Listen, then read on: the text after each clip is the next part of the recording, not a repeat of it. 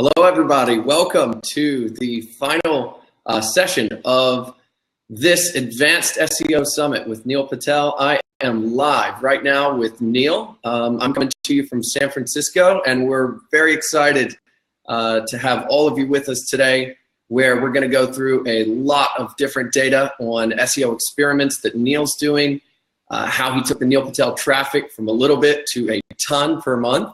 And it's just going to be an overall great time. So I'll give everybody a minute to make sure that they're in the chat. We've got this thing broadcasting on Facebook Live, so it's gonna be awesome. If you guys can hear me, just give me a thumbs up or a mushroom or a cucumber or anything that's a positive signal that you can hear me and that we're live like we're supposed to be. Okay, cool. Sounds good. And I always love finding out, where's everybody from? Tell me what part of the world you're coming from. I'd love to know where people are joining us from. It's daytime here, but I know through the whole summit, people have been joining from all over the place. I've got Germany, Portland, India, Australia. Wow, the Australia folks are up early to listen to you, Neil. How are you, man? I'm good. Great. I would say thanks for having me like I do with most sessions, but this is kind of like my session. Well, it's great. It's great for you to be here. We're happy to have you. The whole audience has been ramping up for it all week. We've heard a bunch of great people. You've got some really smart friends in SEO, man. Yeah, they do. You know, it's funny. I've worked with so many of them, right? Like I was talking with, I always say Yoast because of the plugin, but I was talking with Juice the other day. Yeah. Because I was using his plugin. I use the hreflang stuff. And I was telling him, I'm like, dude, I got to say, I'm like, I love your XML sitemap. Because the problem with most XML sitemaps are when you have different languages, they don't create them properly. So whether you have separate domains or separate sites, it does everything automatically for you, and you don't really have to do much. And I was like, yeah, it's a lifesaver. So we were just talking about little things there. Andrew, you know, I've worked with him for a while. Tyler was the one who told me to change my URLs. You'll see that in my presentation as well in one of the experiments. That one was a big lift. That was like a 40+% increase in. Yeah, I've got a question. I want to drill down into it if you don't get to it in your presentation. But just so everybody's sort of aware of what we're doing here in this session, Neil's going to go through his deck on demystifying SEO, which is phenomenal because it is a process, and this guy's got it figured out. So get your pins ready, get another tab up, ready with a Word document or whatever you need to do to take notes. I'm going to let Neil take it away. And then after that, if you've got a question that you want to make sure gets answered, just below this screen, there's a Q&A function. Type that question in the Q&A and then do as best you can to get a bunch of upvotes.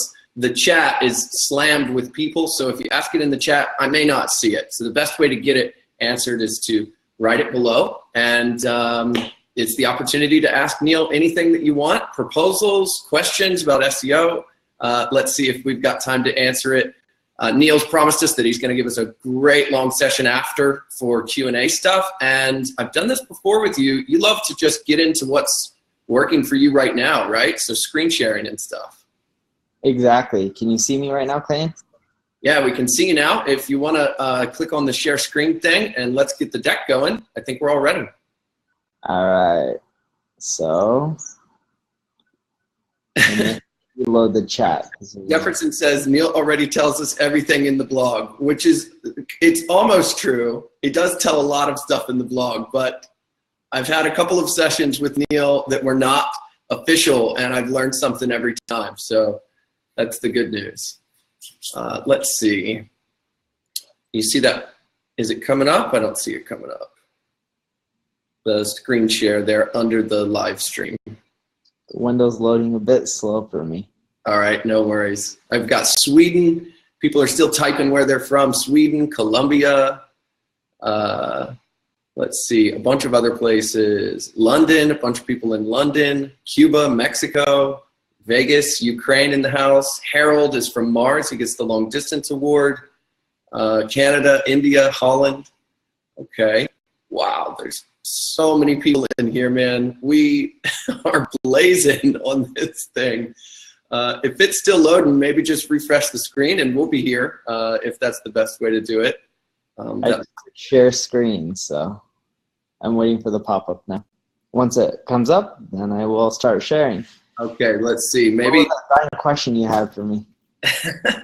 I wanted to know, I see a bunch of people that all have their dates in the URL of their blog. So walk us through specifically what you removed, and did you remove it from the page and the URL, and what happened? I removed it. Well, pages usually don't have dates.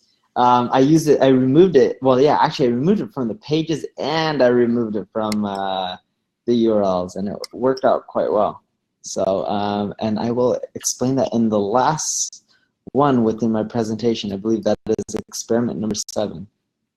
So just to speed this up, I think I'm going to refresh the screen really quickly, and then you can add me back on. Yeah, go for it. We'll be here. No problem. Okay. Also, just to remind everybody, while we're getting Neil's screen loaded for the presentation, this presentation is going to go for probably an hour, hour and a half, something like that.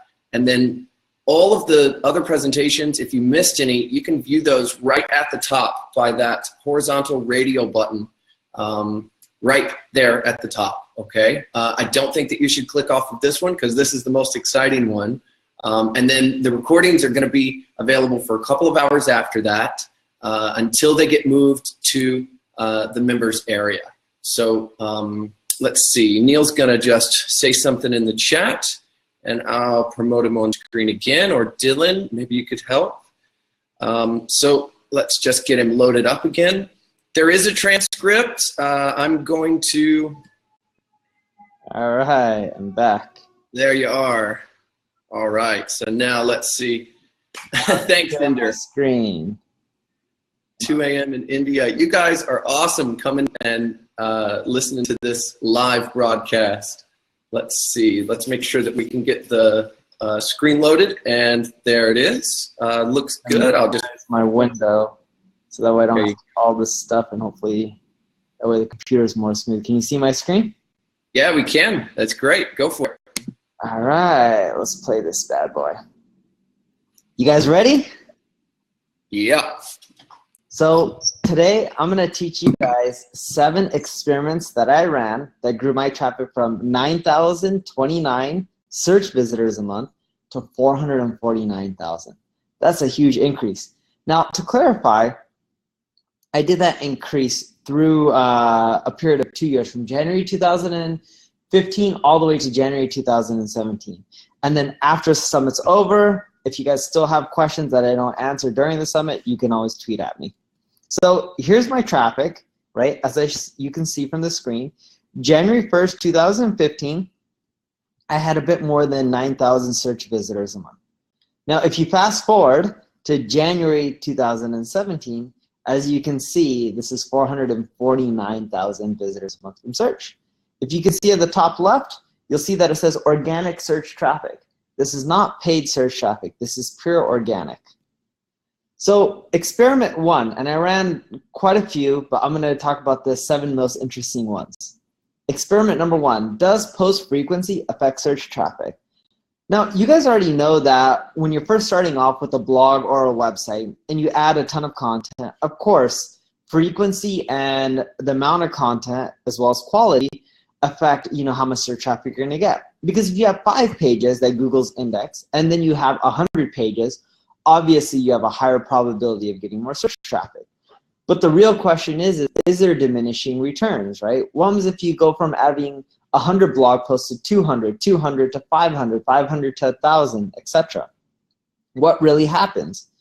So I decided to test a few things. I did everything for periods of times, I've blogged once a week only, I've blogged 3 times a week, I've gone all the way up to 7 times a week, and even 14 times a week. That's 2 posts a day. I deleted the content that doesn't get 100 search visitors a month, right, after it's been live for 6 months, because you have to keep in mind that just because you publish a piece of post, it's not going to get search traffic right away. But over a period of 6 months, it should be doing somewhat well in the search engines. And I've even tested translating my blog into 3 different languages. In total, I have over 1,900 posts. I've tested quite a bit. So, and you can just see, right? Currently, it shows that there's 1,919 posts published, I have English, Portuguese, Brazil, German, and Spanish. Those are the 4 main languages that I'm in right now.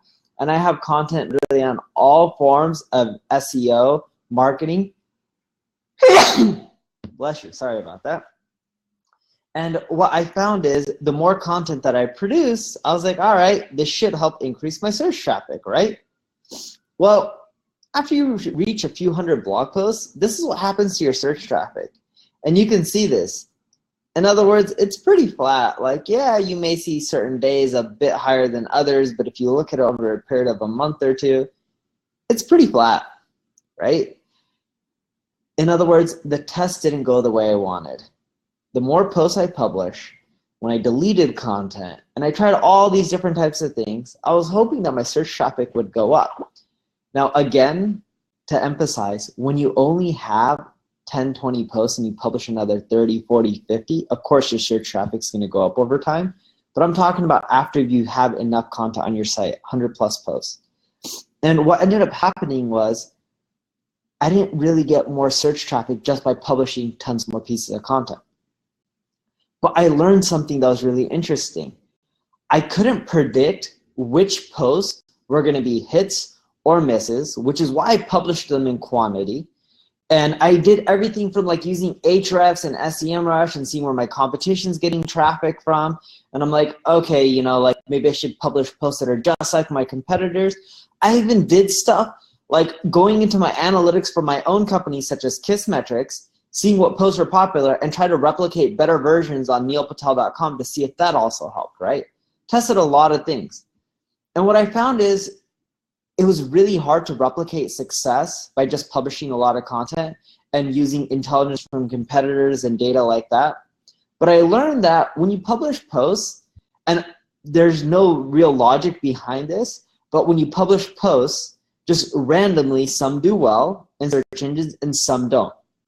And when you look at your analytics, you'll see like me, like number 20 on this page, right, in that chart is 13 secrets that'll boost your Facebook organic reach. That was a post that I published in 2015 that naturally just started getting traction. I didn't do anything. I didn't build any links to that page. It didn't get necessarily more social shares than some of my other posts, right? I've had posts that got on 3, 4, 5,000 social shares, and they didn't get as many search visitors as a post that got 500 social shares. There wasn't really one specific pattern. And I couldn't predict when I write a page, even if I like put the right keywords in there and everything like that, that I'm gonna get high rankings. But what I found is that when you publish content and you do it in mass scale, some of your posts just naturally get good search traffic. So as I showed on that number 17 or number 20 listing, that post has 4,159. And what I started doing is I went go into Google Webmaster Tools, I clicked on search traffic, then I clicked on search analysis, right? When I did that, I would get a listing, and here's what the tick boxes look like when I'm in Google Webmaster Tools. So once you log in and you click on that, you'll get this report. Make sure you click on clicks and pages, because that filters based on pages, and it shows you which ones have the most clicks, and you'll start seeing a list. Now, here's the Facebook one. This is a more recent screenshot, so there's way more traffic. It's number 4 on this, 10,000. And keep in mind, Google Webmaster Tools data never matches up with analytics. Webmaster Tools always reports less than Google Analytics from everything that I've seen. For neilpatel.com, it ranges quite a bit. Some months it's off by 1.3, some months it's off by 1.6, which is quite a bit. So once you click on a page, so I clicked on the number 4 listing, then you want to make sure you tick these boxes: clicks, impressions, queries, right? And then you'll get a list like this that'll show all the keywords that what's their impression count and what's your rankings. That'll tell you what you should try to get more rankings for. In other words, what you should try, what keywords you should be trying to rank higher for. And then from there, I would use Brian Dean's skyscraper technique. Brian Dean spoke earlier in this event. If you're not familiar with his skyscraper technique, just Google it. And it's all about creating a page that's more in depth and more thorough than every other one in the space and has more content and more details, etc. So I made my Facebook page more thorough. That didn't really increase rankings, but I did outreach to everyone in the social media space and asking them for backlinks, right? And when I did that, over time, that page increased in search traffic. It went up from 4,000 to 17,000 visitors. So the big thing that I learned from this experiment was publish a lot of content. Don't expect to get more search traffic just because you publish a lot of search content. I mean, just because you publish a lot of content, but that'll help you determine which posts are naturally going to be hits. You can start deleting the ones that don't even get 100 search visitors a month. After 6 months or a year, you pick whatever you want.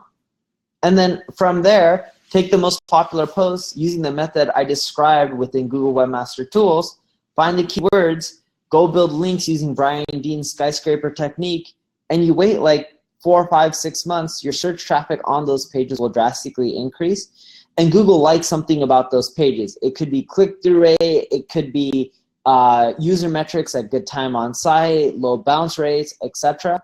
And those are the pages that you really want to tweak and fine tune. So experiment number 2, here's another way that I really increased my search traffic. It's pretty much to figure out if you can use social media data to figure out how to increase your click-through rate. We all know that click-through rate increases rankings, right? So if you're number 1 versus number 2 versus number 3, there's a huge difference in how much search traffic you get. You of course want to be number 1. And when you're number 2 and you're getting more clicks on your listing than the number 1 listing, what happens? Well, Google will naturally move you up. Why? Because if all the users click on the second listing, it tells them that, hey, the first listing isn't as relevant as the second one, so they should switch them around. And that's what Google does. So the key is, how can you create really attractive title tags? And you guys have seen some of this stuff out there. I know Moz, Rand Fishkin, did an experiment. He tweeted out saying, hey, you know, I currently rank number 7 for IMEC Lab. Can everyone go and click on that listing? Within 3 hours, he shot up to number 1, and still to this day, he ranks number 1. And this is what Rand did, right? He tweeted out, care to help with my Google theory/test? Could you search for IMEC Lab in Google and click the link on my blog? I have a hunch, right? And that was in April 2014. Worked well. So let's go over how most people increase their click-through rate. And you guys may have heard me talk about this in the past, and this is what I used to do. It works, but it's a pain in the butt. So I'd sign into Google Search, or sign up for Google Search Console if you already haven't. Let it sit for 30 days so you can collect a lot of search data. Then log in, select your site, click on search traffic, and then click on search analysis. And you'll get a report that looks something like this, right? It pretty much just shows all the keywords that you're getting traffic from, the amount of clicks, the impressions, etc. And then, you know, you can click on the following boxes: clicks, impressions, CTR, and make sure you're still on queries. What it'll do, it'll show you the total number of clicks, impressions, and average CTR. Then it'll look for keywords that have less than a 4% CTR, right? Such as key terms like online marketing. And then what I would do is I would take the pages that have those keywords and the page that's ranking, and I would do a few things with my title tag to increase my click-through rate, such as I would test using numbers and negative words. I would also try using the words "what is" within the title tag, because I found that, like, if you put, let's say, "what is online marketing?" "What are protein bars?" "Do protein bars work?" Things like that. "Do protein bars make you stronger?" Right? I found that those get a lot of clicks. I also tested things like including the keywords in the front. I also looked at pay-per-click ads for ideas. I would use SEMrush to also type in my competitors to see what ads they've run in the past, to just go see and, you know, get all the keyword ideas and ad copy ideas. Because, you know, Google AdWords is largely based on click-through rates, right? Just because someone bids more doesn't mean that they're going to be on top. If someone has a highest click-through rate by far, they're usually going to be the highest listing, which means that their copy is really appealing. I also would test out different word counts within title tag. I found 6 words work really well. I tried using power words and adjectives, which work as well. And of course, evoking curiosity. So here's examples of adjectives: effortless, fun, incredible, essential, strange, absolute, etc. Right? These are all keywords that I've tried within title tags and variations of these. So here's an example of a really good title tag, and this one evokes curiosity. This one's by Authority Nutrition. 10 proven benefits of green tea. Number 3 is very impressive. What's number 3? Like, I want to know what number 3 is. You click, and then it goes from there, right? So once you start adjusting your title tags, you'll notice something like this. And I used to do this with my nutrition site, which I don't have anymore, but sold it. And I would get clicks, keep adjusting the title tags. I would use Google Search Console, and over time it would go up. It was a pain in the butt. It wasn't 100% success rate. Sometimes I would fail, and then I had to keep retesting the page, and it could take me months because it takes Google a long time to show data, right? It would take literally a month for me to figure out if the new title tag I'm using is working. So, you know, the other thing that I've learned throughout this whole process when I was using Google Search Console, I learned phrases like what is, best, amazing, list within your title tag, how to, free, the word you, tips, why, tricks, great, and even putting the year within title tags, right? These are all phrases and words that work extremely well to increase your click-through rate. But again, this process would take me at least 30 days to figure out if it was working or not. So there must be a better way to optimize click-through rate, right? And that's what my whole experiment was. Can I get results quicker? So what I started doing is using Twitter. Now, I have a lot of followers. If you don't, you can also try using Google AdWords. You can also buy Twitter ads. You can use tools like adding a lot of Twitter followers and then unfollow the people that don't follow you back. It works. Once you get enough followers, like a few thousand, 5,000, 10,000, or you're willing to pay for a bit of ads, you'll quickly be able to tweet out a lot of stuff and figure out what's working and what's not. So if you notice with me and my Twitter account, my guys tweet out, I kid you not, 10 plus times a day. People think we're crazy and we're just after the traffic, and that's one portion. But what they don't realize is we're using Twitter to try different title tags for the same links to figure out which ones are getting the most retweets and likes and click-throughs, because that's telling us what's the most appealing titles that we could be using. Because if the picture's the same and we're testing stuff out roughly at the same time of day and we have data on what time of day our users are the most engaged, then we know that, hey, the title affects everything. So we would test out doing things like changing up the title tag. So as you can see, the one at the top says 5 steps to creating a profitable Facebook advertising campaign. I may also test out how to create a profitable Facebook advertising campaign, right? Another variation could be how to create a profitable Facebook advertising campaign for less than $500, right? And I'll test out all these methods, figure out the click-through, and then if I had to adjust the copy to match the headline later on, I would. But by doing that, over time, my search traffic went up. And it didn't go up right away, but over time, it slowly kept going up. And that's what you'll learn with click-through rate, in which when you test something out on click-throughs, it takes Google some time to figure out where they should place you. So if your click-through rate continually increases, they're not just going to move you from number 10 or page 3 to number 1 on page 1. They slowly move you up, and that's why you start seeing a gradual increase in search traffic. And that's what I was seeing when I continually tested my click-through rate, and I realized that Google Search Console is a slow way of doing it. Just do it through social media. So experiment number 3. Who is Neil Patel? Some of you guys have seen this, some of you haven't. And my big hypothesis with this test was, does Google rank brands higher? And I wanted to really figure that out, right? Just like Pepsi, Coke, everyone knows about them. You see that glass, you're like, I want a Pepsi. I want a Coke. They have a really strong brand. So do these brands get preferential treatment when it comes to Google? And well, first of all, before you can actually do that, you need to first figure out, how does Google track if a brand is popular? You would assume based off of search volume, right? Well, for you, because they're not going to reveal all of that data, right, in the same format that they get, the closest and the easiest thing is Google Trends. So you can type into Google Trends any name, any company, and it'll show you a chart. If there is no data, that means your brand's pretty much non-existent in the eyes of Google, and over time, as that increases, it'll go up. And you see spikes in my name, and that's fine. That happens when you get PR or big press. And I wanted to see if I can manufacture the quote unquote spikes. And I did. These spikes aren't natural. It's all caused by me. So here's my search traffic before I started doing brand campaigns and after. And as you can see, that's a huge increase, 24.10% increase in search traffic, all from increasing brand queries. And I've done it multiple times over last few years, and it's worked extremely well. So I did a few things. One, I had some friends who are really popular on social media. They tend to be models. I don't know why they're the most popular people on social media, on like Instagram, but they just are, and they don't make a ton. So they're also willing to do things like signs.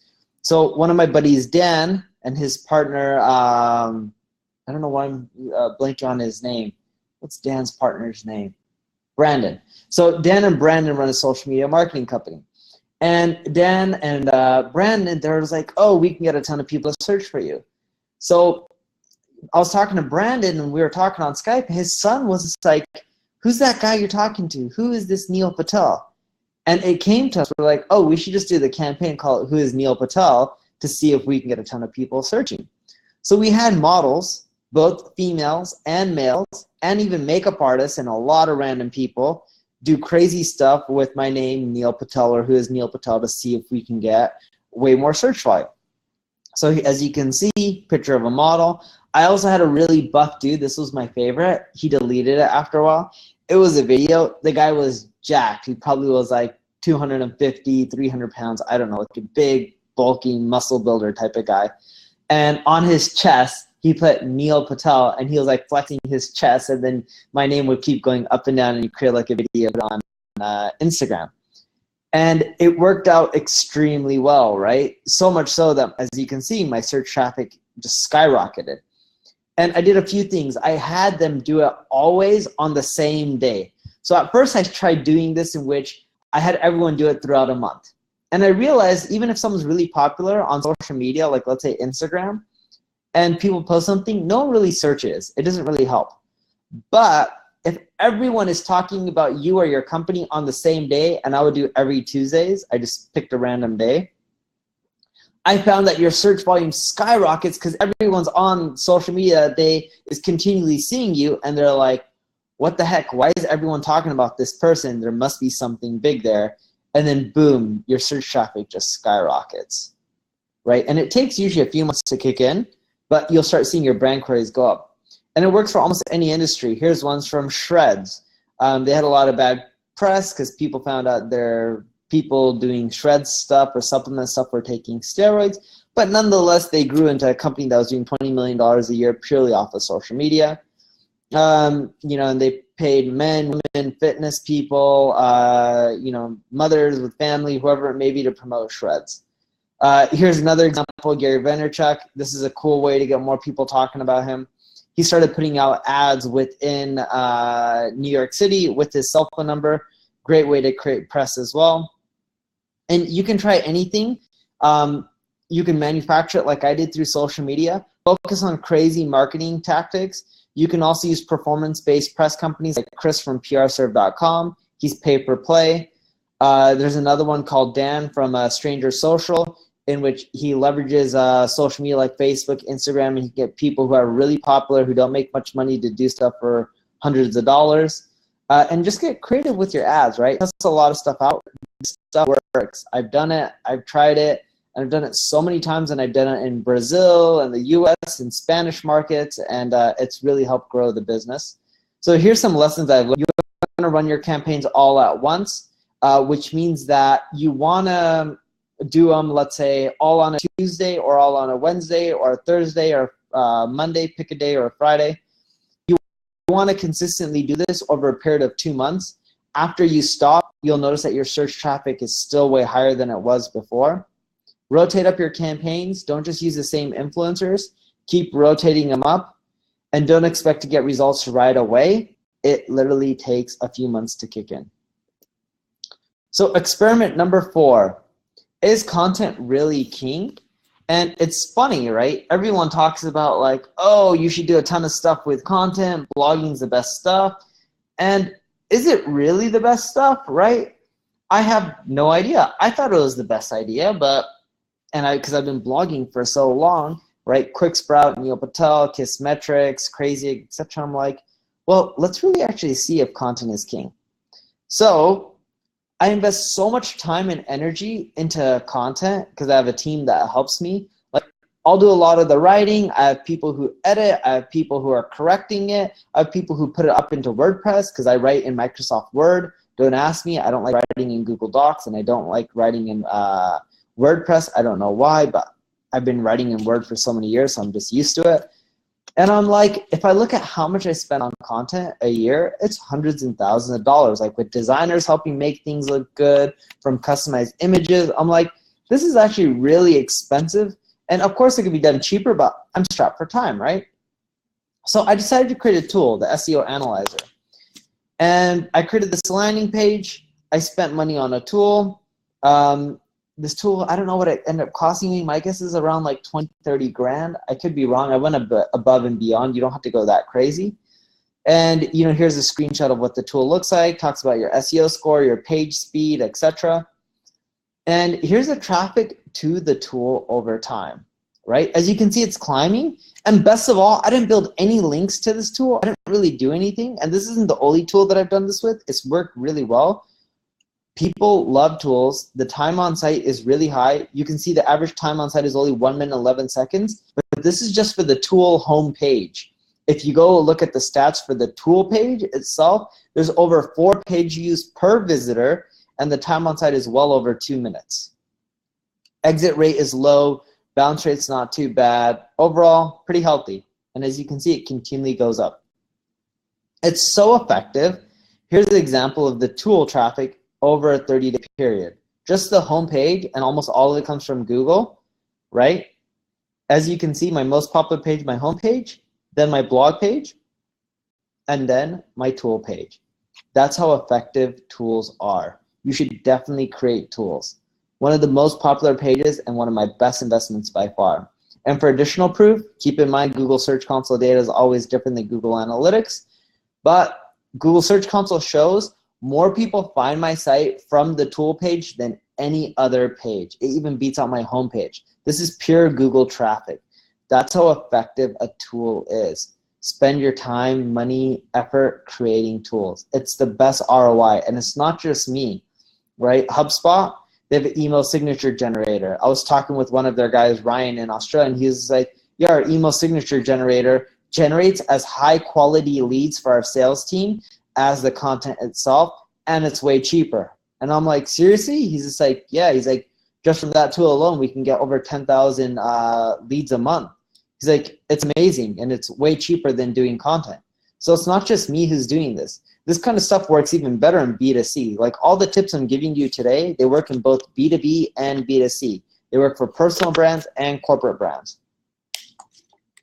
And if you look at HubSpot, they're continually building more and more tools, right? Their email signature tool, their website grader. They're continually adding more and more to their suite, so that way they can capture leads at a much cheaper cost, or even capture sales at a much cheaper cost than creating content. So experiment 5, does bounce rate impact search traffic?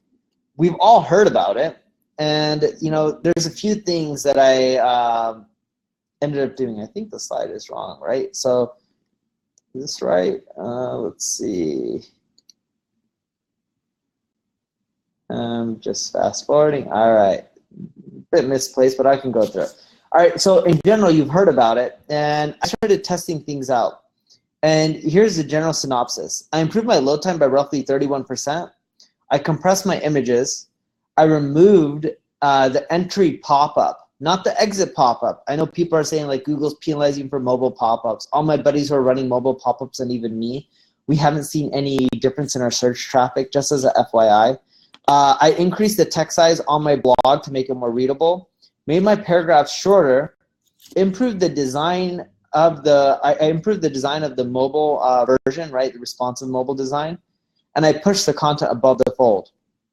So out of all the changes that I made that reduced the bounce rate, the entry pop-up and adjusting the content so it's more above the fold helped more than anything else. And I would test this out per region. You don't have to do it per region. I have a lot of devs that work for me. But when you landed on a blog post page, this was the part above the fold, right? And now when you go to a blog post page, you actually see the title first, and then you see a screenshot that's related to the title. So this is a screenshot of Google AdWords, and then you see text underneath. And that took my bounce rate from June 2015. This is just for Google USA traffic. I created a filter. This is just search traffic in United States of America. And as you can see, my bounce rate was 85.70%. So 13,000 visits from Google, just USA, 85,000 or 85% bounce rate. And then November 2015, I got up to 23,000 visits a month from Google, USA, right, United States. Bounce rate decreased to 72.9. So in essence, the bounce rate went from 85.70% to 72.19%. And overall, the traffic increased. Pages from Google almost doubled, 22,383 to 40,933. And it's so funny because everyone talks about like, oh yeah, we know bounce rates and user metrics, you know, of impact rankings. Like, tell me something new, Neil. Well, how many of you have actually tested that out? I bet you not even 1%, right? And there's nothing wrong with that. Even I'm slow to test a lot of this stuff out. But test some of these things that you continually hear about. They really do help increase rankings. It just takes time. You decrease your bounce rate right away, you don't get a huge lift in search traffic.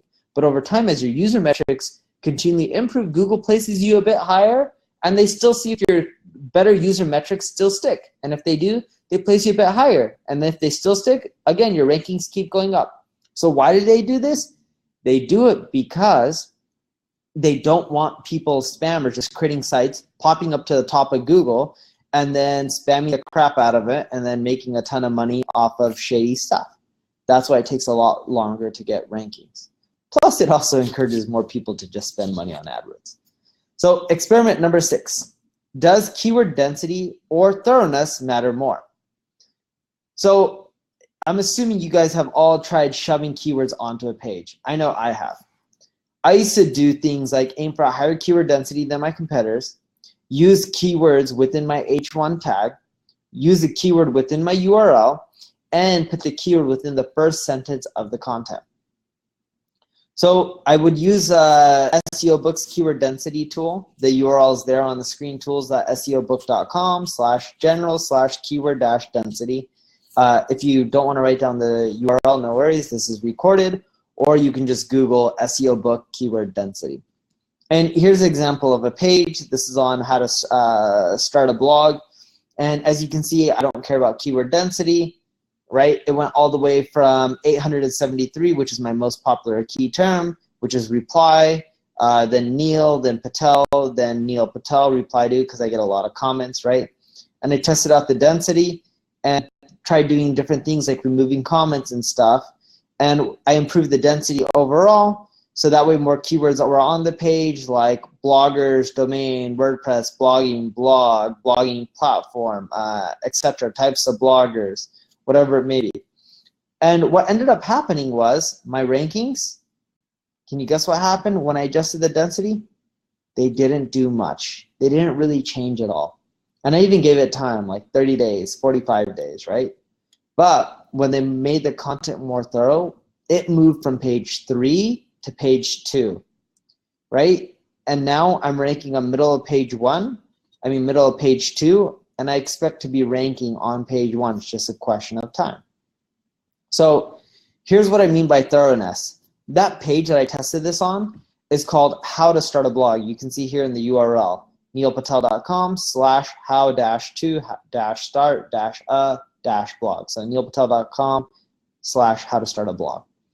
And that post just pretty much breaks down how you can build a blog using WordPress. And I started making the page more thorough by doing things like covering all aspects of blogging, like how to start a blog, how to write your first blog post, how to promote a blog post. I even started poking holes and doing things like talking about every single blogging platform, because I'm like, wait, I'm only covering WordPress. What if someone wants to start a Blogger blog or a Medium blog or a blog using Wix, etc. I also looked at all my competitors and see what they were covering using the SEO book keyword density tool. And I didn't look just at keyword density. I looked at all the words that I'm mentioning. And then I look at all my competitors who are also on the first page. So the first 10 listings. And I also looked at all the keywords they were mentioning to see if there was any commonalities. I did a lot of this in spreadsheets. It was a pain in the butt, but it worked well. And that helped me rank higher. And if you go to the page now, you'll see that I cover every single blogging platform. It's more thorough. It doesn't have the best keyword density compared to the competition, but it's caused my rankings to increase. And it's continually gone up. And hopefully one day I get high up on page 1. So experiment number 7, do URLs really matter? So I changed my URL, and in 1 month, my search traffic grew by 40%. Tyler from Canada, who was giving a speech, I think yesterday, he's the one who told me about this. We got introduced by a mutual friend, Tony from Expedia, and Tyler's like, oh, dude, I can improve the on-page SEO and improve semantics. And I already knew about a lot of the stuff he was going to do. And he's like, dude, URL can really change your rankings. And I've heard that so many times. But I didn't want to go and have my devs do a 301 because I was like, all right, I'll probably get like a 2% lift, a 5% lift, which I didn't care for. But he was like, no, you'll get a huge lift. I've tested this a lot. So I'm like, what do you want? Because I don't believe anyone should ever do work for free. So he's like 20,000 Canadian. So literally that night, went back to the hotel room after doing the networking event. Without a contract, I just PayPal'd him 20,000 Canadian dollars. And he tried to give me a lot of changes. I was like, all right, whatever, right? And a lot of the changes I knew weren't going to impact my ranking, but I'm like, all right, let's make this URL change. So here's my search traffic in December 2016 before the URL change, right? This one thing that he taught me brought more attention to, because I was like, all right, yes, everyone says URLs matter, but how much could they really matter? There's over 200 factors in Google's algorithm. Well, my rankings went, and my search traffic went from 283 to 449, literally in 1 month. All because of removing the dates in the URL. So what was the URL change? I went from neilpatel.com/year/month/day to post title to neilpatel.com/blog/post title. Now this comes down to semantics relevance. When Google reads this URL structure, this is my old one. This is the post title. Just think about the post title. It works in a hierarchical fashion, right? So what is this telling Google? This is telling Google that the post title is related to a specific day. And that day is related to a specific month. And that month is related to a year. And that year is related to a blog. Well, my posts aren't related to dates. I'm not a news site. This hierarchical structure, URL structure, shows Google that, hey, this post title is relevant to an online marketing blog. Do you see how it's more semantically relevant? The old way, a post on, today I published one on 27 SEO essentials for blogging, right? And that post title is, if I did it in this old way, it would be like, all right, well, that would be relevant to April 20th, 2017. That post has nothing to do with April 20th, 2017. Has everything to do with an online marketing blog. Oh, so Google's now like, oh, cool, this is an SEO post. Oh, and it's from an online marketing blog. It's still relevant. You're not blogging about everything. Your website's very relevant. And my search traffic went up. And I learned a few things, right? As I mentioned, it's all about topical relevancy. The less folders you use, the better. And that, again, helps keep it towards the root domain. And when you're doing this, you also need to make sure you add breadcrumbs. A lot of people don't do breadcrumbs because I've tested this out a few other times to make sure it wasn't a fluke. And I've learned a few things. So you need to add breadcrumbs. You need to make sure there's schema markup. You need to change all the internal links from the old URLs to the new ones. So you can't just 301 your URLs. But if internal link from one blog post to another one is using the old URL structure, you got to go through each blog post and update the URLs. You need to do a 301s from your old URLs to new ones, as I mentioned. And most importantly, you need to change all of these things at once. I've done this around 6 times now. Since then, every time I make these changes one by one, the search traffic never goes up.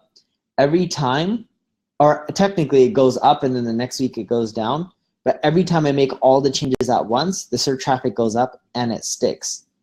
I don't know why, but for some reason in Google's algorithm, they want to see you making a lot of changes at once. So that's it. And now let's get into some fun Q&A. And as you guys are asking the questions, I'll do my best now to answer them, but show you stuff that I'm doing as well so you can see more and more. Okay, amazing, man. Thanks so much. Let's just put us both back on screen here, I guess, if that's okay with you. And let's look at the questions. Wow, so what a great journey through that traffic increase over that period of time. Amazing stuff. There was a ton of people in the chat having awesome positive content, comments, asking lots and lots of questions. So I'm just going to get started with some of the most upvoted ones. Let's take it from the top. Now, we've noticed over the last 4 days that the audience is sort of spread out, beginner, intermediate, advanced. While I'm asking this question, I'd love to know what you consider yourself. Type it in the chat, beginning, intermediate, or advanced SEO. But the first question, Neil, from the audience is, and the most upvoted one is from Diana. It's changed from the one that we previously talked about. Her question is, what's the fastest and safest way to get a brand new website or a blog to rank on the first page of Google? And how fast can I get there following your advice? Sure. So it all comes down to topical relevance. And what I found is, can you still see my screen, Clayton? Yep. So what I found is it all comes down to topical relevance. Google likes ranking small mom and pops just as much as they like ranking the big dogs. So I'm going to give you guys an example, right? neilpatel.com/how to start a blog.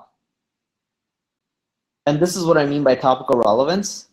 It's whoever goes more in depth, like, in other words, topical coverage, not relevant.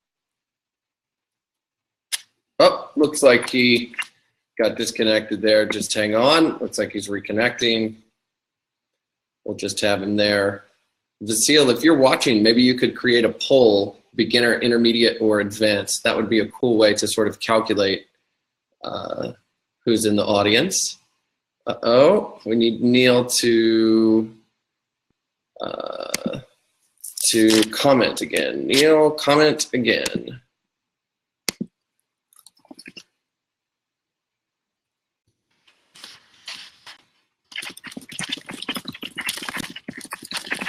Hang on, guys. We're coming. Let's see. Neil, comment here.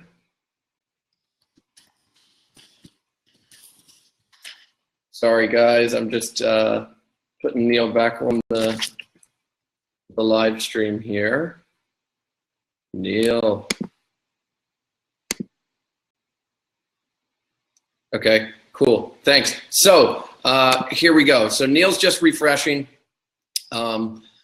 his browser, but until we get there, looks like there are a bunch of intermediates, a bunch of beginners, and a bunch of advanced, which is pretty cool. It's interesting to see the top voted question out of everybody's questions. What would you do if you had to do it again? Let's see.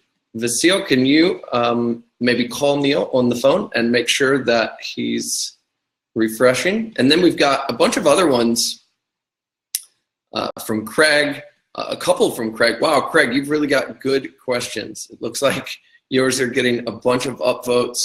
There he is. Let's invite Neil again. Yep, will do.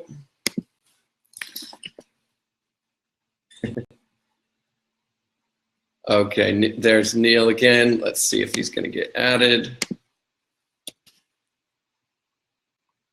All right, so we were talking about topical relevance. We were answering Diana's question. What is the fastest and safest way to get brand new website to rank on the first page of Google? And how fast can he get there following Neil's advice? Let's see. He's not there, but I think he's trying to connect now, so just hang on.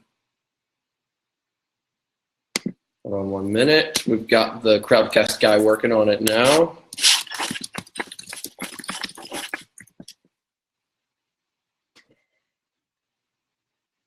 Didn't accept. Okay, invite. Here we go. All right, now I think he's going to be joining us. I was able to successfully send the invite out. Thanks everybody for bearing with us. Sometimes technical issues happen, as I'm sure you know, and we've got a ton of people that have been joining us on there. I just wanted to remind everybody while we're waiting for Neil to join us that we've got a couple of, there you go. How are you? All right, where are you guys losing me? I was going to Abraham Lincoln. Did you guys see the Abraham Lincoln stuff? No, we just saw the Google homepage. That sucks. All right, time to answer the question again. All right. It is the voted one, so. All right, so the best way to increase your ranking is purely through topical depth, right? Topical relevance, going more in depth on a post, right? So you can still see my screen? Yep. All right, so here's what I mean by this. On my how to start a blog page, I cover how to start a blog, picking blog topics, all the way to choosing a domain name, hosting, blogging platforms. Like, think about it, I'm covering WordPress.org, .com, Blogger, Tumblr, Medium, Ghost. Who the heck uses Ghost? You know what I mean? Like, that's how in depth that I went to increase my rankings from page 3 to page 2. And it works on everything. Like, have you heard of the Abraham Lincoln example? No. All right, so Wikipedia used to have an Abraham Lincoln page that was only like 4,000 or 5,000 words. Their rankings keep shooting up because that page just kept getting more and more detailed. Like, they cover everything, right? They probably even talk about his beard. Like, this page, as you can see, I'm like continually scrolling. It's never ending. I'm like now halfway through the page. That's how in-depth that they go. And because of that, Google's like, all right, we should rank this page higher. Now, to give you an example, let's say you have a pizza shop, right? And you're in New York City, pizza shop in Manhattan. You're talking about the best pizzas and you want to rank for all pizza terms in New York City. If you start talking about how you make a pizza, the difference between New York water and Chicago water and how that makes the dough taste different, how you preheat the oven, the best times of the day to eat pizza, what they go with, does it go with red wine, white wine, what kind of toppings, should they be market fresh, how you make the best tomato sauce or pizza sauce or whatever you want to call it, how much chili flakes should you ideally place without ruining the flavor. Like, you're going so in depth that everyone's like, wow, this is amazing content. And I found that when you're a new site and you don't have as many backlinks, but you go way more in depth, Google skyrockets your rankings eventually to the top. What I mean by that is, like, you'll start seeing jumps. So you'll go from like page 5 to page 3 or page 10 to page 5, 5 to 3, and then you'll slowly start climbing and you go from page 3 to page 2. You'll be at bottom of page 2 and jump to middle of page 2, etc. That's awesome. Okay. I've got Craig asking, so speaking of niches and starting out, any advice for somebody that wants to put a new site in any random niche? Do you have some favorites or any advice there? All right, so I'm loading Google Trends. Here's how I pick a niche these days. It's purely through Google Trends. So it's loading. You still see my screen? Yep. So pick the biggest niche that you can find that doesn't have marketers. Like, when we started that nutrition blog, Mike and I, and he was a nutritionist or a nutrition person because I didn't know anything about nutrition. It's so much more popular than marketing. Or like, so let's say I go nutrition as a topic. It appeals to everyone, and I'm competing with blogs that don't know very much about marketing compared to, let's say, I go in a niche like marketing.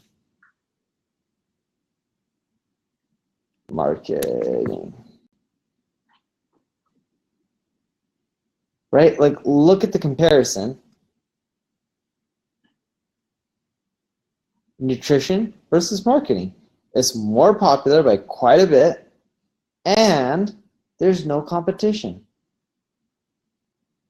So what I mean by that is there's no competition compared to marketing, right? You're not competing with other marketers. So pick niches that are big, like a subset of nutrition, and don't go after like weight loss. Go after stuff that is up and coming, new, edgy, but stuff that isn't breaking down like that all the marketers would go for. Marketers will go after weight loss supplements because they know they can make quick bucks and be affiliate marketers. Marketers won't go after something like green tea, yet green tea is really popular. Like, let's go look at green tea. Green tea, right? So if I click green tea, it's probably decent. It's a subset of nutrition, tea, healthy drinking, etc. And you don't compete with too many marketers. I used to rank on page 1 for this without building any links on a brand new nutrition website, just because we had a nice article with pretty images and it wasn't even that thorough. I feel like there's going to be a lot of people starting websites in the tea niche now. Just make sure you guys give me a cut of whatever you make. All right. Craig, with 59 upvotes, is asking, what's the #1 tool that you can't live without? And if it's not one, maybe give us a couple. Yeah, there's 2. So the first tool that I love using is SEMrush. And I'll show you the main way I use it. I just plug in like competitor URLs here. So it's loading. I gotta log in. That's all right. We would love to see how you set up your SEMrush, so we're happy to wait. It's pretty basic. Yeah, they have a lot of cool information, especially in the projects section. I don't even know my username and password. Let's go back to the home page. Let's see if SEMrush is watching or if they can give us Oh no, I have a username and password. It's just saved on the home page. For some reason, you click login from that. Okay. It doesn't work. But when I click login from here, the password should pop up. Yeah, that's the browser, right? Mm-hmm. Okay. Login. See? Now I want to know, what about black tea and white tea? The whole tea niche is being saturated today. Teas make good money. I know someone who makes a few $100,000 a month in profit selling teas online. Really? Wait, I think I heard you talk about that once. Are they what, like a drop shipper, or what are they? Is it like special? Yeah, it's a young guy. I think he's like in his late 20s. He didn't want to create his own tea product, so he just sells others, and he doesn't want to deal with inventory, so he gives someone else a cut to deal with it all, like a drop shipping company, and he sells someone else's product and white labels it. But yeah, so here's SEMrush. I put in a domain like Moz, and what I really care for is top paid keywords. And I look at this every single month in SEMrush because I want to see if it changes. See, companies in general don't spend an arm and a leg on pay-per-click unless they know it's converting really well. And let's go to full keyword report, and it'll show literally every single one of the keywords that companies like, let's say, Moz are paying for, which is amazing because if I'm trying to rank for some of the same keywords and I don't want to spend the pay-per-click cost, I know that, hey, these keywords in priority tend to do the best. Now, I know I'm not going to rank for Moz, their name, but good keywords, and I look at the volume, SEO keywords, Google algorithm update, keyword tool. Let's see, these are actually the same. I don't know why it shows up twice. Oh, 2 different pages. Moz SEO, Open Site Explorer, that's their product. Technical SEO, that's a good keyword to bid on. And I look at continual variations, Google SEO, free SEO tools. So I'm looking at all this stuff to determine what I should end up putting and what I shouldn't put on the page or within my web pages, within my keywords, within my copy, to figure out, should I be going after these keywords? In essence, I'm using the paid data to figure out which organic keywords aren't just going to drive traffic, but convert. Because if someone's spending a lot of money, because they give you estimated CPC, like local SEO, $12.43 per click, must convert really well. Doesn't matter if the volume's lower. Must be an amazing keyword. So because of that, I'll go after those keywords within my blog post due to the fact that I know that, hey, eventually those visitors are more likely to convert into customers. Then the other report that I use on SEMrush So after, let's say I put in moz.com, is this one here.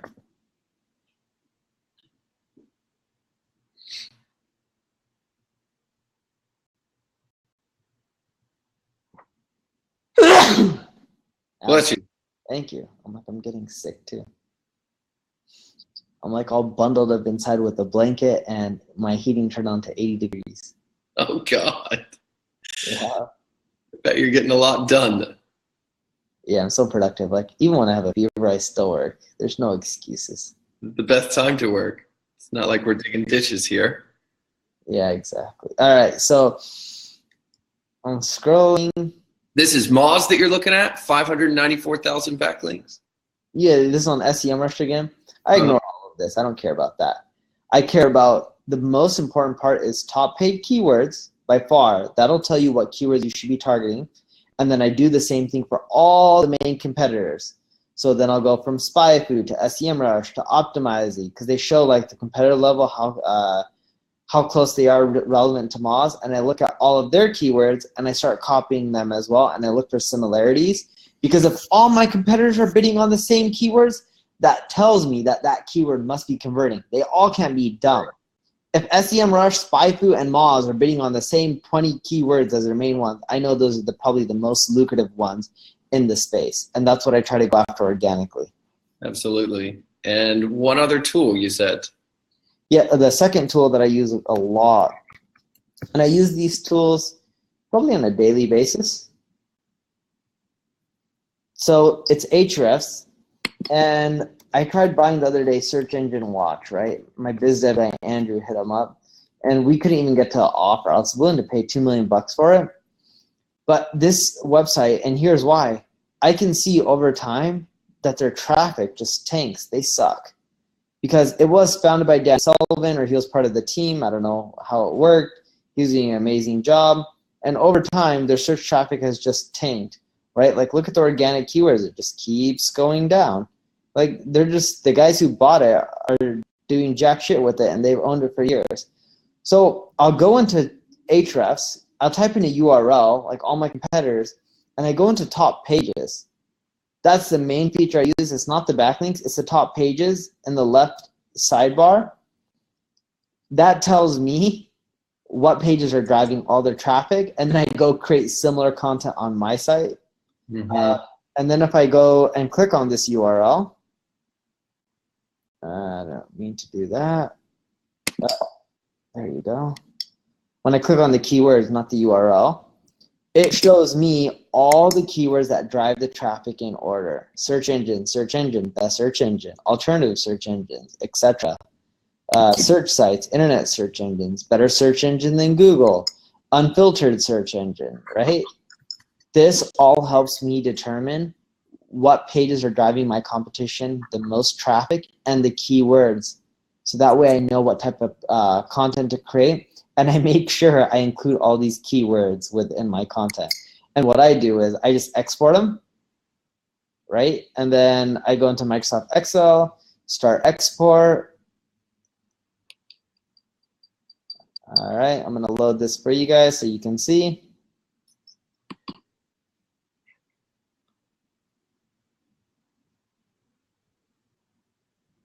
It's loading here, do you see it? Yep. That's a trick question. How do you see it? I don't even see the CSV file. Oh, see the CSV file. Oh, see the screen. There it is. I'm like, you sleeping on me, Clayton? Nah. All right.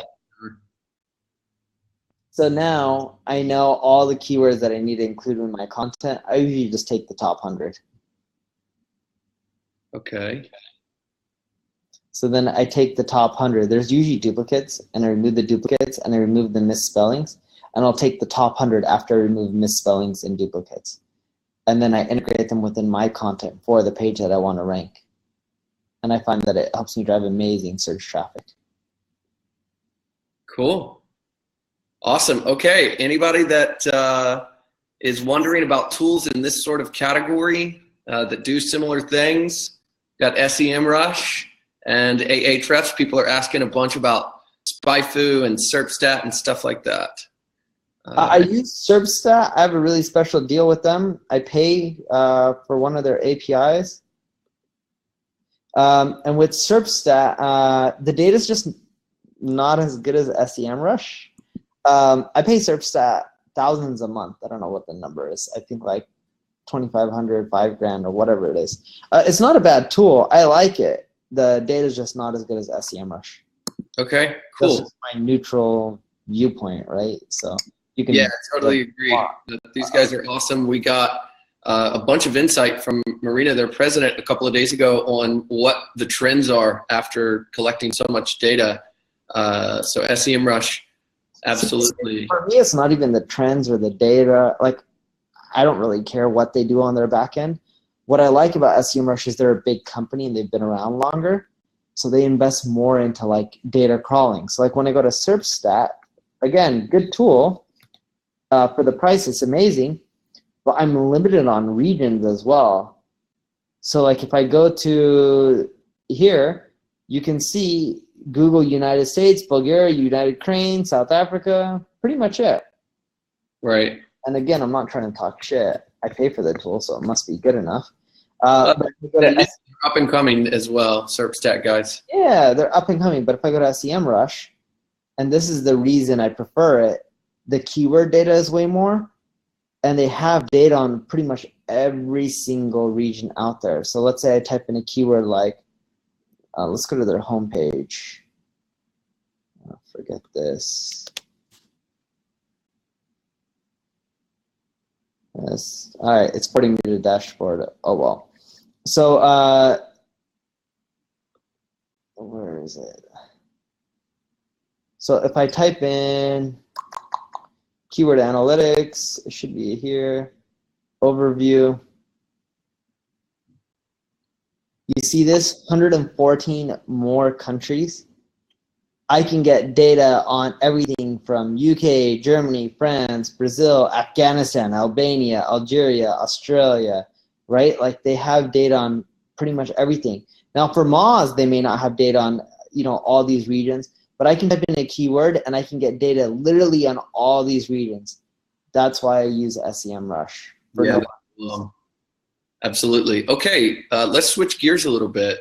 Wes is asking about site structure. What's the best site structure and strategy for a local service-based business targeting multiple cities?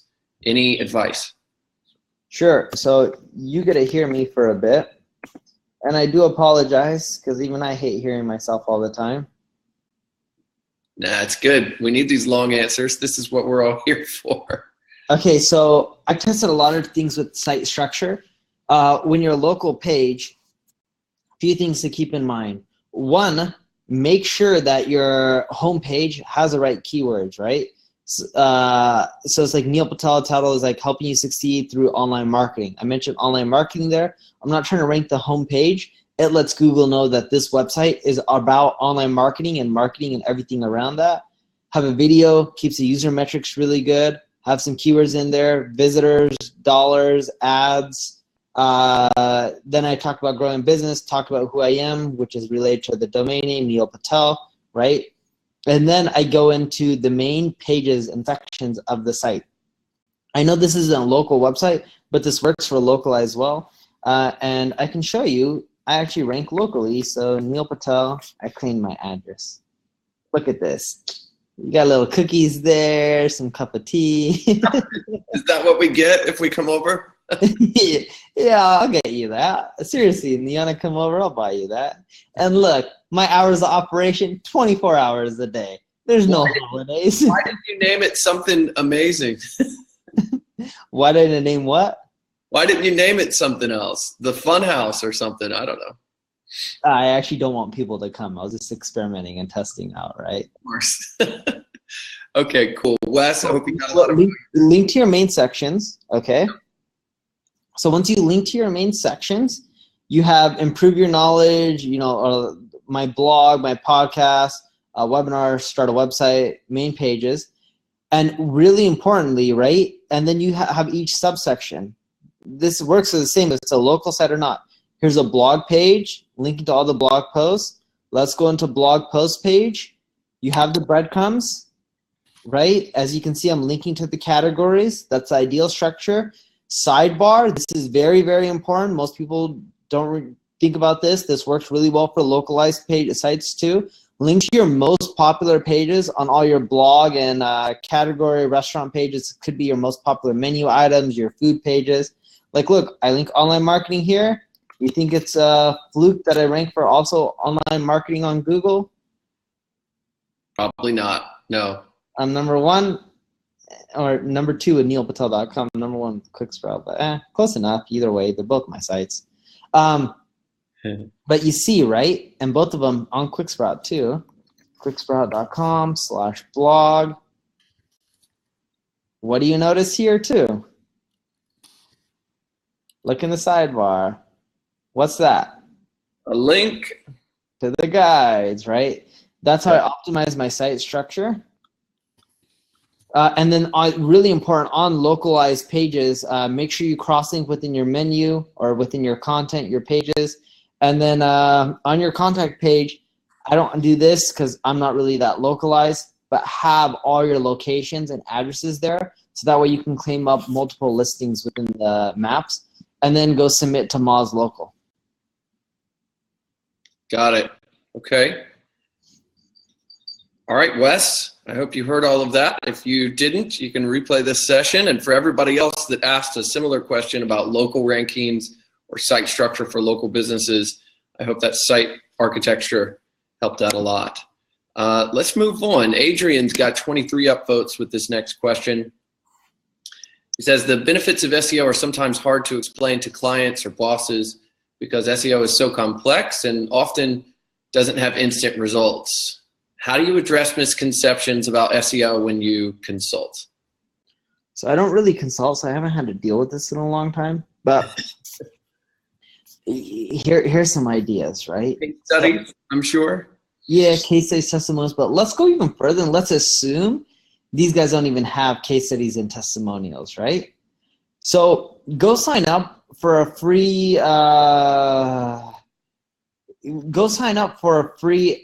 trial of SEMrush, okay? And then go type in your competition.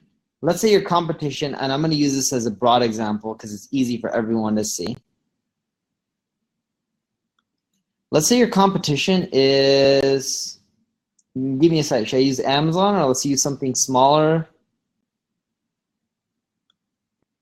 All right, so let's use, who else can we use? What's a small site? I'm running blanks here, Clayton.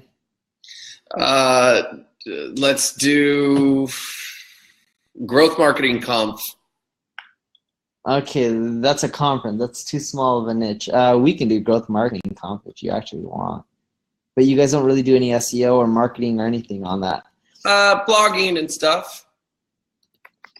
All right, Growth Marketing Conf.com. Yep. All right, let's try this out.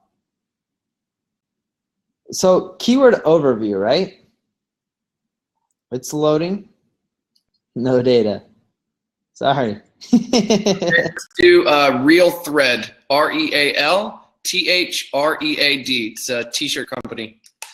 All right, much easier. Are they decent size? They don't have to be big. Yeah, in the industry, yes. All right, so what you want to do is you, how the heck? Seriously. All right, let's go to domain overview. Realthread.com.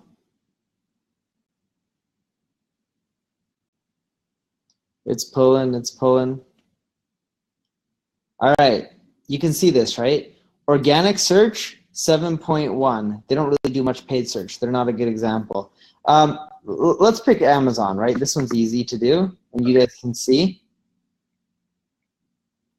So here's how I explain it to clients.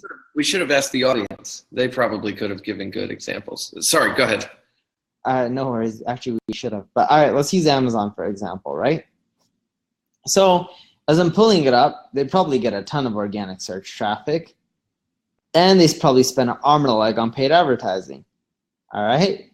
So traffic costs $19.3 million. Right? Organic search traffic It also shows you estimates of these sites, the keywords they rank for, and traffic costs.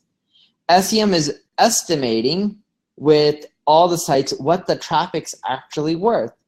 So like even if you go back to Real Thread, it'll show you what they think these keywords are actually worth and how much you would have to pay if you wanted to buy that traffic, right? And it would show if you're a Real Thread, for example, that these keywords would cost roughly $13,000 a month. So you can show your boss and like, look, they're getting traffic based on the SEMrush data. A lot of people are bidding on these terms. That's how they know they're good terms, they're profitable, and they're worth $13,000. So we should be going after them. So then, I had to sneeze, but it's not coming out. All right, so, and then, there you go. Bless you. We get like 300 bless yous every time that happens. It's funny. It's good. I feel lucky when they do that. Yeah, you're very blessed right now.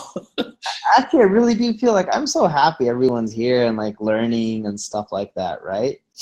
Amazing. Some of the stuff, the corners and points that the speakers have uncovered and like broken down have been incredible. Yeah, so like when I go to organic keywords, I clicked the wrong thing, but this shows me all the keywords that companies like Real Thread are ranking for, and it shows me on SEMrush. I'm using two tools, Ahrefs and SEMrush. As I mentioned, I love both of them. This tells me what the organic traffic is worth. So I tell my boss, if I had to work, I'm like, look, here's how much it's worth, and look at our competition. They're ranking for all these key terms. You know they're a bigger business than us. Right. So they're doing it. Why aren't we? It's worth at least this much here, if not more.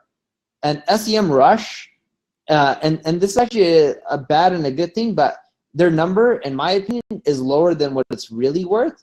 So like you can actually tell their boss that, or your boss that, hey, you know, if it's 13,000, I actually usually feel it's worth like 3 to 4x that. So it's probably worth somewhere in the $40,000 to $50,000 range conservatively.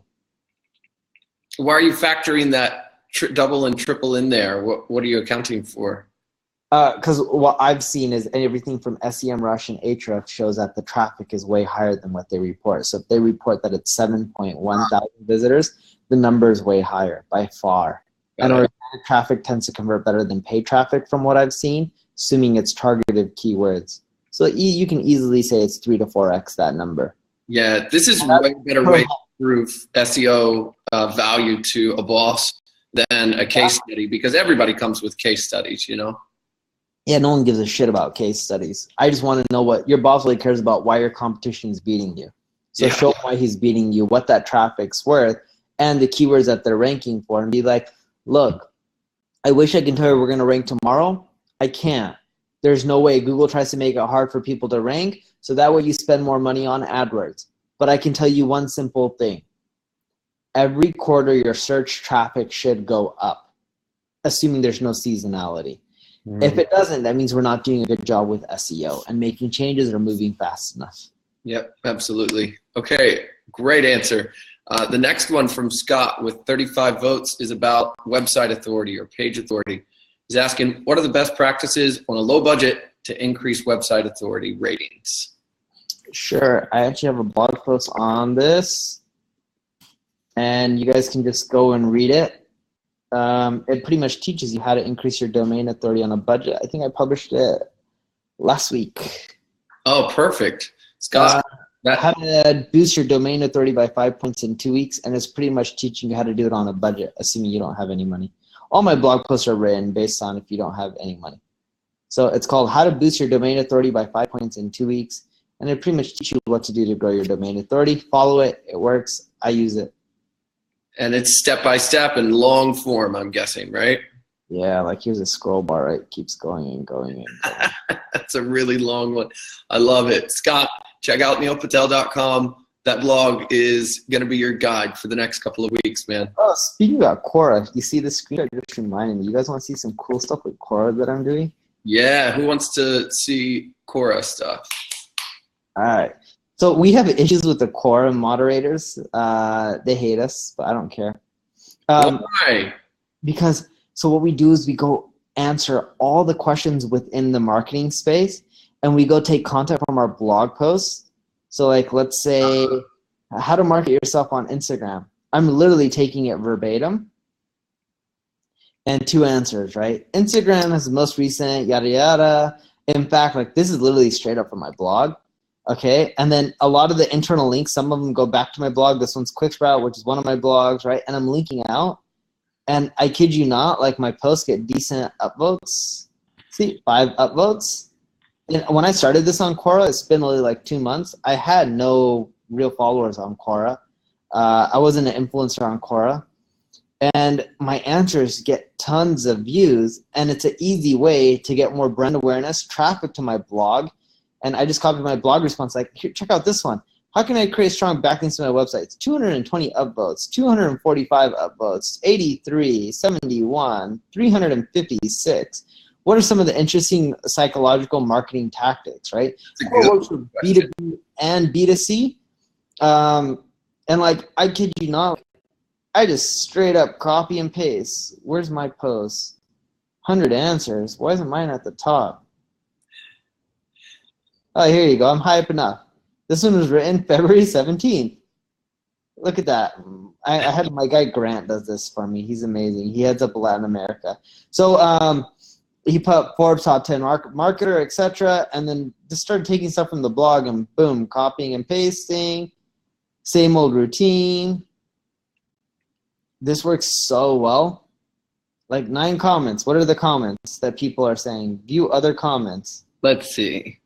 Great. Wonderful insights, Neil. Color me stunned, dude. You are brilliant. I think Neil is James Altucher. This guy's very genius. No wonder when I post images, I'm smiling on Facebook when I get more likes, right? Like, I'm just taking it straight up, or my guys are taking it straight up from the blog. And I kid you not, it's a great traffic source for us. We put UTM variables on it because Quora doesn't let you track the links. So we started going back into our Quora post and changing our links to have UTM variables in Google or within Quora so we can track it within Google Analytics. And it started working. We did it for 100 posts and then we realized it worked. So then we just stopped doing it because we got too lazy. But if you look, like last 30 days, 219,000 views on my answers. And check this out, most recent. As you can see, I haven't done anything since April 13th. And every once in a while, Quora moderators will give a shit for copying and pasting our blog post. And then they delete them, and then we argue, and they put it back. And then some of the moderators are really nice. They're like, oh, yeah, no problem. Our mistake. You can keep doing this, right? So it's like so effective in driving traffic. We're going to scale this out, and I think I can get to like around 400,000 or 500,000 views per month, if not like 1 million views a month. Got it. Amazing. And we did the same thing on LinkedIn. Just go add everyone. Some people are asking, why don't you get penalized for duplicate content? It's a Quora thing. Oh no, Google doesn't penalize for duplicate content. Duplicate all day long. Like, have fun with it. Google's never penalized for duplicate content. At least I know once I got in trouble, or they said they didn't, but my blog Kiss Metrics got hurt, and then they fixed something on their end, and then we're good to go. GigaOM also got hurt, which no longer exists, and a few others. So where's my home? I haven't even logged into LinkedIn in ages. I don't even know how to use my profile. I think they updated the interface. Double or David does this for me. So every time a blog post gets published, my guys, I think David does it. David's amazing. So yeah, like I share the content. I'm like trying to find LinkedIn. I'm sorry guys. Okay. I think it's under me, or I'm not too familiar with it either. See all activity. See 172 more articles. Oh, on LinkedIn. I think David did this today. I published this post today. I assume. This is post. Where's the writing? You can write, oh, posts. There you go. Come on, load.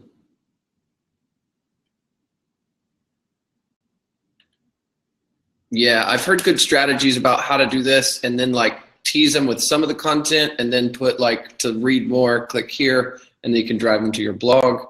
Yeah, that's what we do. I'm trying to find it. I know these guys do that because I see it in my referral logs, and like LinkedIn will end up drastically once I started doing that. I do not know where to go. Interest. It's somewhere here. Should be under articles, Vasil says. 172 more articles. Jeez. And then click.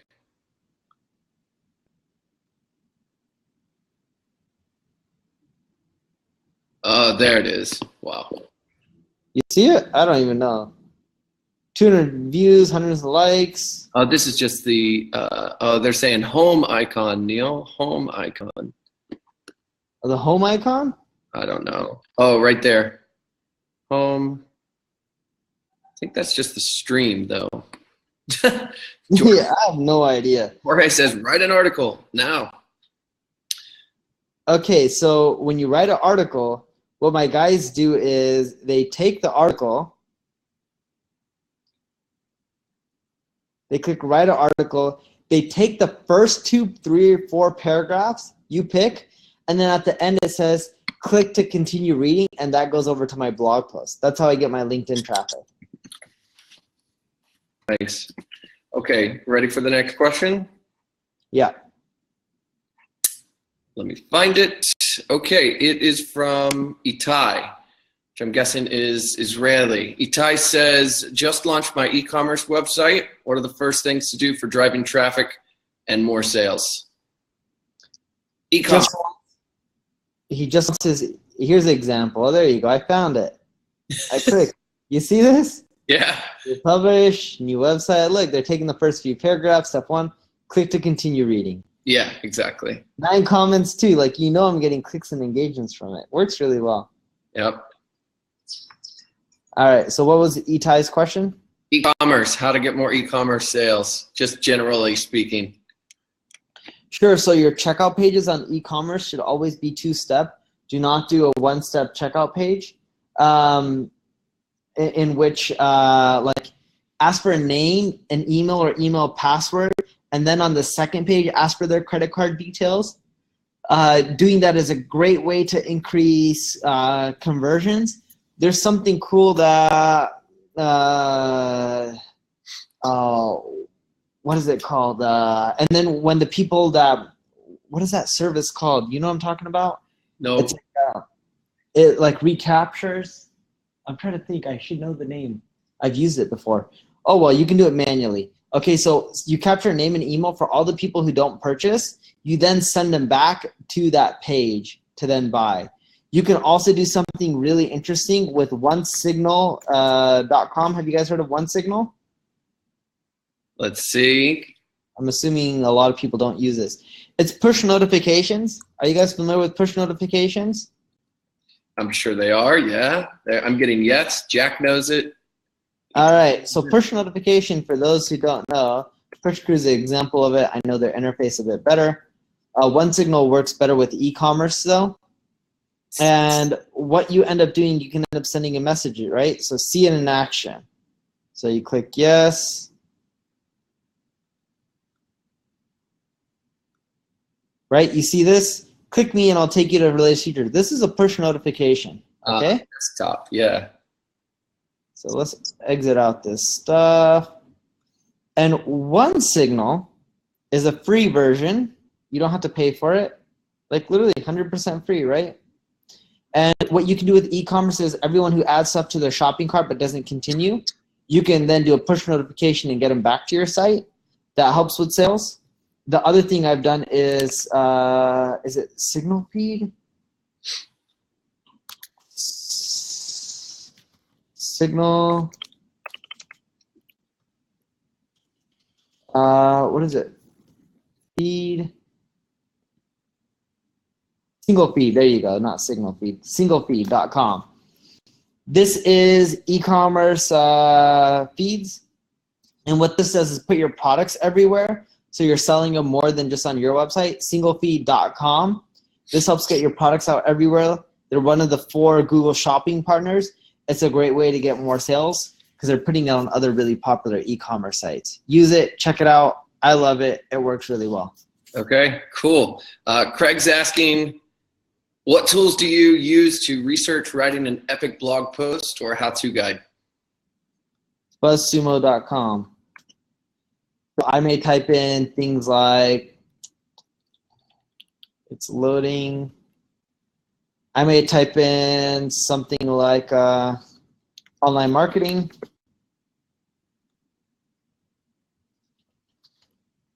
Let me log in first so that way you can see more data.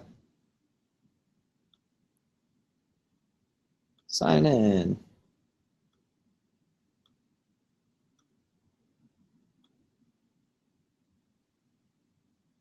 All right, it's loading. I'll show you the exact process. I'll even show you how I promote the content too. That'd be great. By the way, Simon's saying he's got one signal implemented on his site, so some people do know about it. Yeah. And Simon was the one who asked the e-commerce question, right? No, he was a different guy, but still interesting. All right, so I'll look at online marketing, and here's the example: how Google Analytics ruin marketing. Let's say how I'll then write an article called "How Google Analytics Saved Marketing." Seriously, and check this out: Facebook engagement, LinkedIn, Twitter, etc. So then I'll go look at their article, and I'll just create a way better version. So how Google Analytics ruin marketing, and there's this content. It's like, all right, it won't be too hard to write a way better post than this, right? Yep. And like TechCrunch has great editors and marketers, but they're not marketers themselves. So, you know. Yeah, it's probably short. Not a lot of step-by-step in it. That's correct. Okay, so I would write an article called How Google Analytics Saved Marketing. Just go look at theirs, make it more in depth.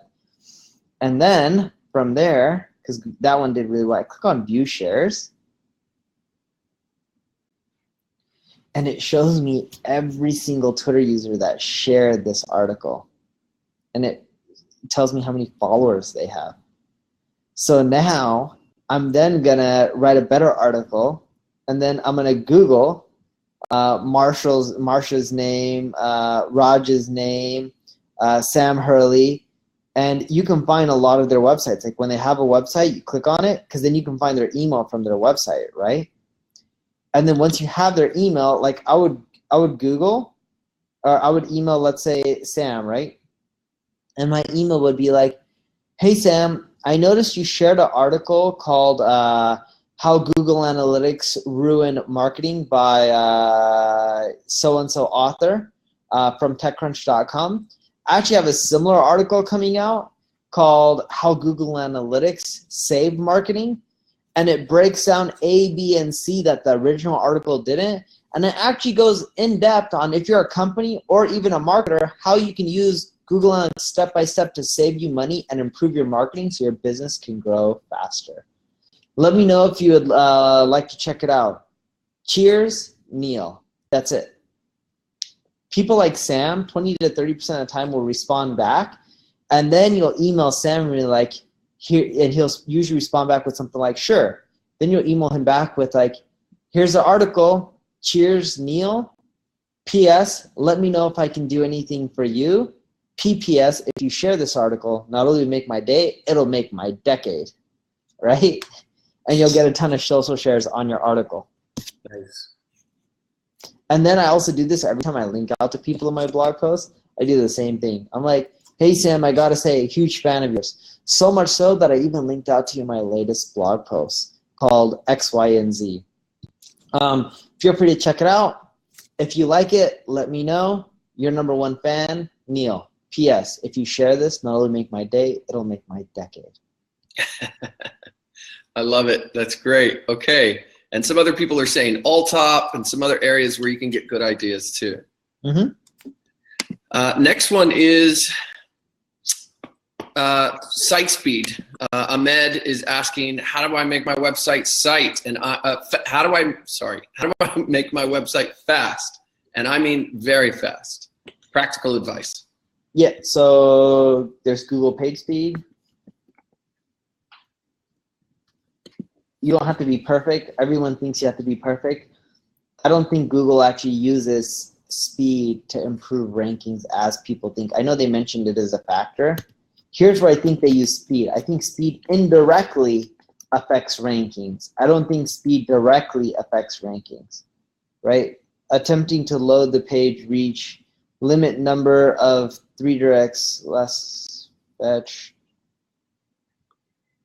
dismiss. It's not redirecting itself. I know the page works. It ranks in Google. All right, so let's do crowdcast.io, or there you go, Quicksprout, even better. So it'll tell me what they're ranking the page as. And this is really important because what you'll notice is it'll give you suggestions. You fix these suggestions on mobile and desktop. Try to get as good as you can. You're not going to be perfect. But what I found is it's not about making your website fast, because you don't have to have the fastest website. I know Amazon wrote a piece talking about how the slower their site loads, the more you lose. But it's not about being the most fast. It's about being fast enough where people don't bounce. If your site loads too slow, what I found is user metrics show that people bounce more. And when they come from your site from Google and they bounce and they go back, eventually Google tanks your rankings. So if your site loads fast enough, and you can do, you can use page speed test. What is that tool called? Not Pingdom, there you go. So you can do Pingdom, type in your website here, right? And type in all your competitors who rank on page 1, and just make sure your website loads in roughly the same amount of time as theirs, and you're good enough. That's the trick. Cool. I love it. There you go. If you want to know how to fix it, you type it into Google PageSpeed. That tool tells you how to fix it from Google's perspective. Cool. Sounds good. Okay, next question. Let's keep rolling. We've got a little bit more if you've still got some time. Jeanette is asking about keyword research, or keywords specifically. How difficult should my keywords be? Having a hard time determining what's too broad and what's too difficult. Yeah, when you're starting off, don't target keywords, target pages. So I would go, and you can use hrefs as I showed before, right? Type in your competitors' URLs and just go look for the pages that do really well. So if you type in Neil Patel, and keep in hrefs as a sample size, it'll never show you real traffic that your competitor is getting. Your competitor will always have more than whatever hrefs is showing by a magnitude of whatever, 2, 3, 4x, right? It's somewhere in there, ranges a lot per industry. But go to top pages, and it'll show you the type of pages that you should be writing similar content on your end. And then when you go to top pages, you can use that export that I showed earlier with the CSV, export the keywords into CSV, and you now have keywords for that page that you should be going after, assuming you're willing to write a similar page, right? Or create a page that's similar. But can you see how the volume, it's really off, right? So this is 12,507. My Google Webmaster Tools shows 39,000, and Google Webmaster Tools is lower than Google Analytics. So that should give you an idea of how off it is. But it's a good indicator of if a page is popular. And that is still correct. That page is still the most popular page. The second most popular page is this one. This page was really popular for a while, but the keyword tool, the blog is another page, right? But it generally shows what's the most popular page. Gotcha. Okay, awesome. Next question is, it's actually a variation of a few different questions that people have asked. You're going over a bunch of stuff that seems kind of time consuming. How do you get so much marketing done on neilpatel.com? I have 150 people throughout all my companies. There you go. Vignesh, Upinder. There's the answer to your question. Wait, is that Vignesh asking that?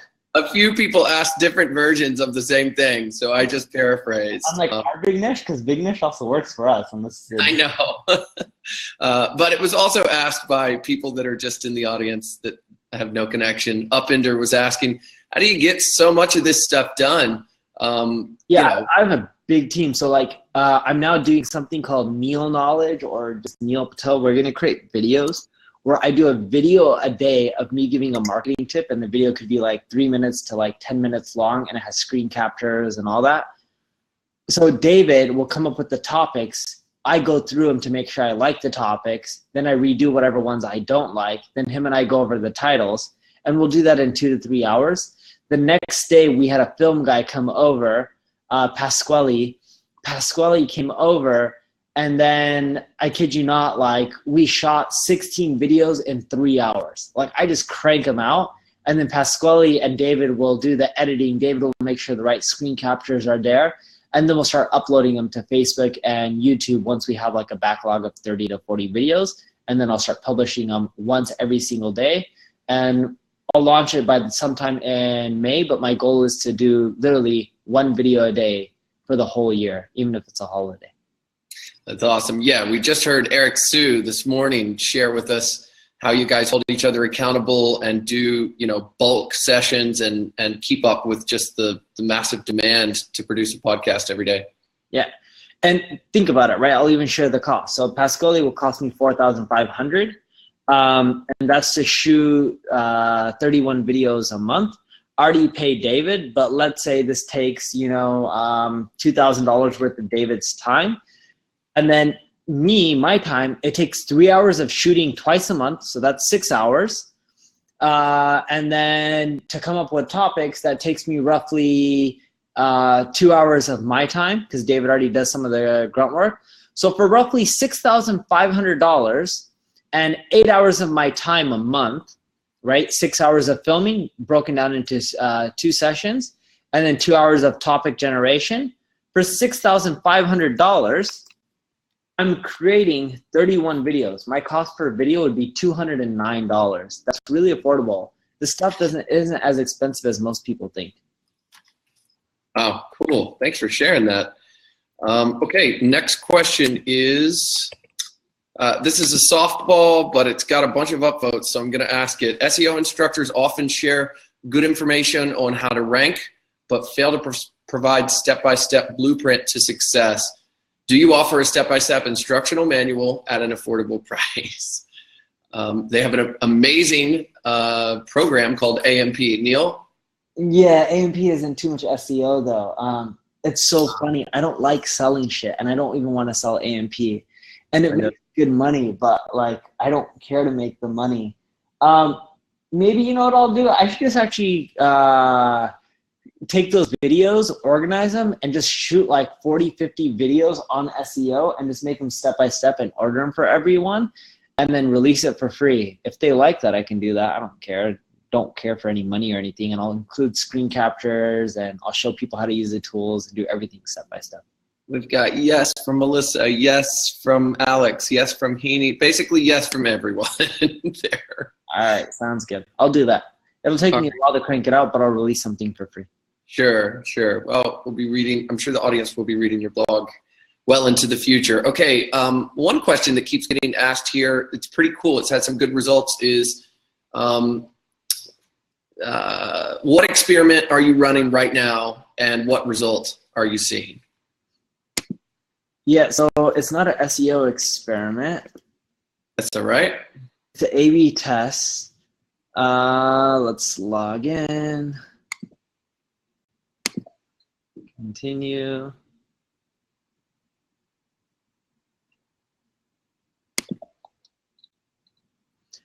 So I use Crazy Egg Tests. You can sign up for crazyegg.com. You won't get the test feature. It is a paid product, even the free version, or the Crazy Egg is. But if you email support@crazyegg.com and you CC Neil at crazyegg.com and you ask for access to the test feature, just say Neil said I can have access, they'll enable it. And it's a WYSIWYG test feature, but it's called something like bandit testing, where you can continue to just make changes to your website without being a marketer. I mean, without being a developer or a designer. So I'm testing stuff. So as you can see, here's my control, 4%, 212 leads. This one's 279. So I'm testing stuff where I change the copy. And what I'll do is like, I'll just click add variant. Let's see, it's loading.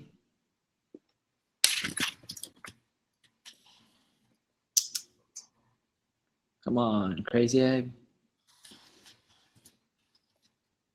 It's going to load the whole site, and then I can make edits to the whole site without any developers or designers or anything like that. So I make all my marketing changes, or a lot of them, through here.